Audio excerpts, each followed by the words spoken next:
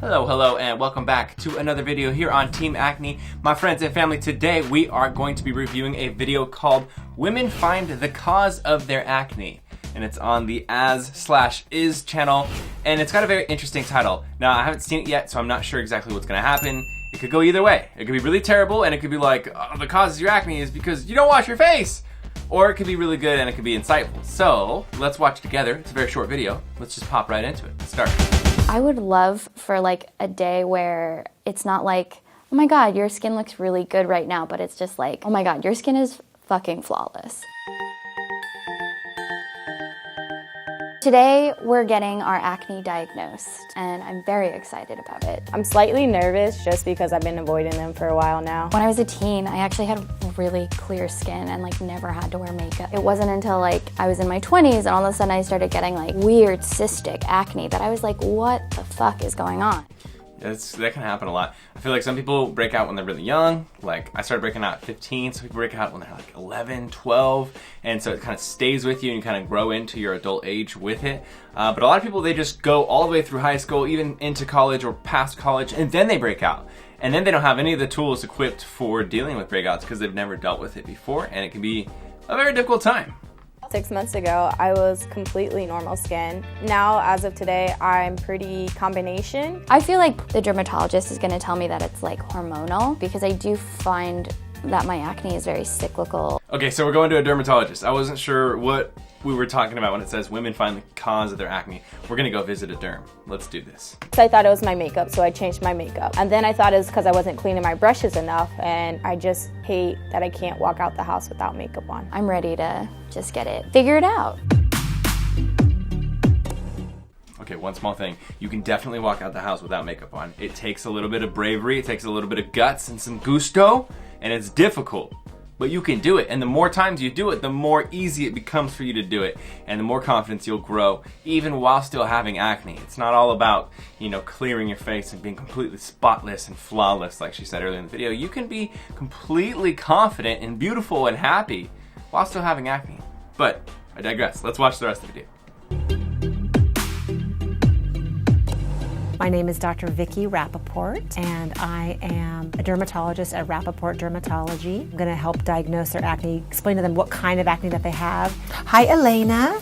How are you doing? I'm doing well. I'm excited. I'm going to take a really good look at you, and then we'll decide what to do based on what I see. So now comes rule number 1 in my book: absolutely no picking allowed, right? See, that's a problem. I'm a picker.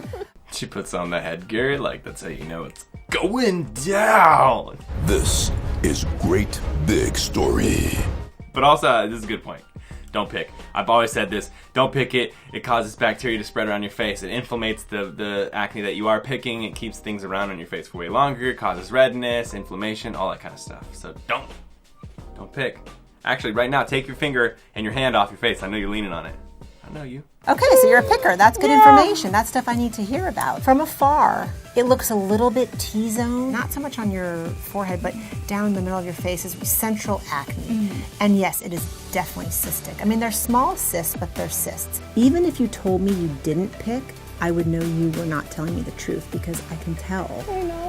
But that's good in a way that it's mostly old picked lesions. It's not a lot of active things. You do have a couple little tiny pustules, and then you have a couple old scars on your chin. It's pretty clear. You have the genetic predisposition to either have a lot of oil glands in these areas compared to the average person, or your oil glands are just easily turned on. Remember, stick with science. We do know a couple things now, and it's kind of new. There's something called the glycemic index. It's been shown that high glycemic index foods can affect acne. White sugar, white rice, cookies, candies, sodas. Having a high glycemic index food that increases your insulin levels does actually affect your oil production. This video is taking a turn for the best, actually. I thought I was going to watch this video and think it was really stupid, but this is actually really good. This is stuff that I've said before. We have studies now just recently in the last couple of years that show that food have a huge impact on your acne, and one of the things that those studies show is that high sugar, like she's saying, high glycemic index foods cause an increase in insulin, but also an increase in something in your body called mTORC, and mTORC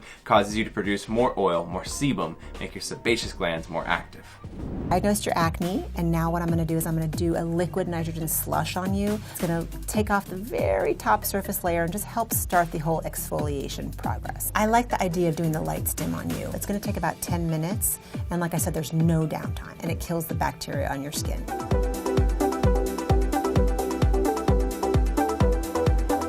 Let's talk about Bree first. What's really interesting about Bree is that you see her from afar and you think that she has a lot of acne, but actually she just has more post-inflammatory lesions that are old. So we're treating Bree topically. Lena. Yo, what is a nitrogen slush? I should just make things up. I've literally never heard of that. Have you guys heard of that? That sounds like voodoo or like witch science. But it maybe makes sense. I don't know, I've never heard of that before, so I have no, like, you know, research or anything, or any, like, experience with it, or I know nothing of that. I guess it could make sense, though, if you were, like, burning off skin with how cold it is, maybe it could take the top layer off? I don't know, it sounds like some deep science. And then, of course, we have the light stim stuff. This stuff is always kind of interesting to me, so I do believe it because there is some science behind it. When it comes to like professional level, which I'm sure she's using right there, light therapy, it can actually kill bacteria on your face, P. acnes bacterium. But when it comes to like the home stuff that you get, you know, when you see people wearing like masks or they have like lights that they just flash into their face, I just can't get behind those. I just can't believe that those are strong enough to do anything at all. She had a little bit different acne. Hers was a little deeper, a little more cystic. She was very, very, very oily. Her oil production will be good later in life, but now it's just causing more acne. For her, we did something oral, an antibiotic, which will kill the bacteria. Thank you so much for everything today. I feel like we've worked out some serious issues. You're now my dermatologist and my therapist. So she said she also gave her an oral antibiotic. That is something that most dermatologists are going to do if you go to a dermatologist, which is perfectly fine and is totally like part of protocol. They'll probably start with something topical like Retin-A, something like that, like a light percentage of Retin-A. And if that doesn't work, then they'll probably move on to an oral antibiotic like doxycycline or monocycline, and that's basically just to destroy the good bacteria or the bad bacteria inside of your you know, gut and on your face. It doesn't always work, but it's worth a try before you get to more serious treatments. I'm going to the dermatologist.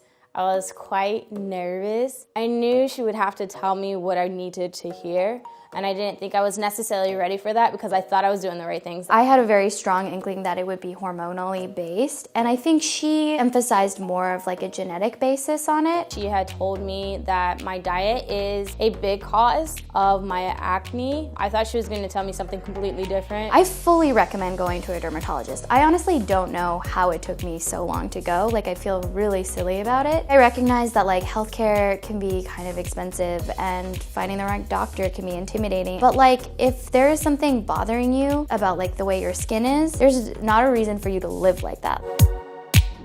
Solid. I think that was really good. I think the things said at the end is really good too.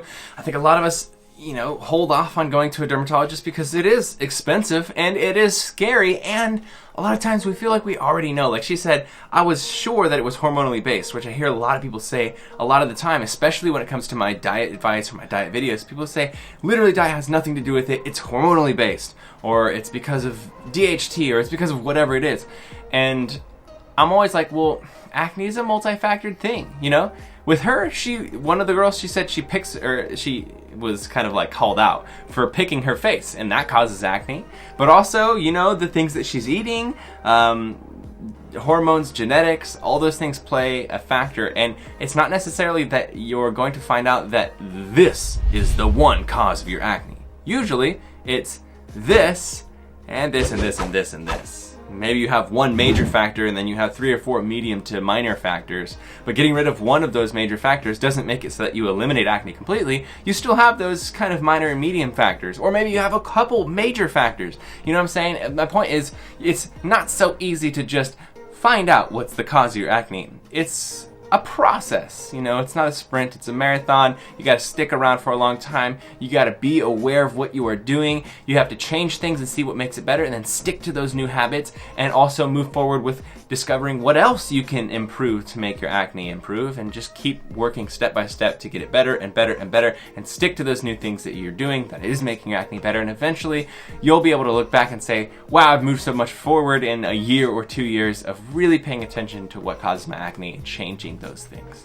So that brings us to the end of this video. I actually give this video like a 10 out of 10. I thought this was really, really cool. The title clickbaited me, and I thought this was gonna be a voodoo video. I thought this was gonna be somebody just being like, I don't know, like they were just gonna have some person come to a room and be like, your cause of acne is because you stay up too late at night, and that's why you have acne in the T-zone of your face. You know how some people will have like some kind of goofy things to say about acne? That's what I thought this was gonna be, but it's not.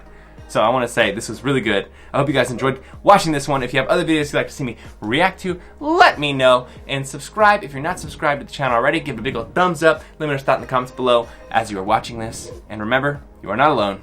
You are beautiful. And you're a part of Team Acne. See you guys in the next video.